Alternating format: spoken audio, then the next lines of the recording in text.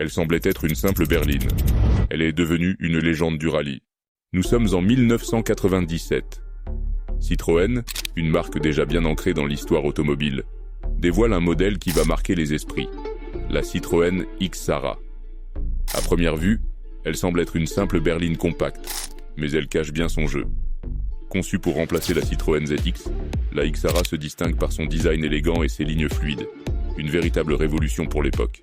Sous le capot, elle propose une gamme de moteurs variés, allant du modeste essence au puissant diesel, répondant ainsi aux besoins de tous les conducteurs. Mais ce n'est pas tout. La X-Sara se fait rapidement un nom dans le monde du sport automobile. En 2000, elle entre en scène dans le championnat du monde des rallyes. Et là, elle brille.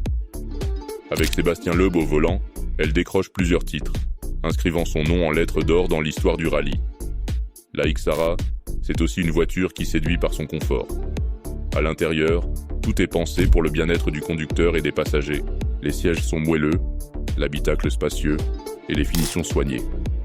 Elle devient rapidement un choix populaire pour les familles, alliant praticité et style. Mais comme toute belle histoire, celle de la X-Sara a une fin. En 2006, Citroën décide de tourner la page et de la remplacer par la C4. Pourtant, la X-Sara continue de rouler sur nos routes, témoin d'une époque où l'innovation et la performance allèrent de pair.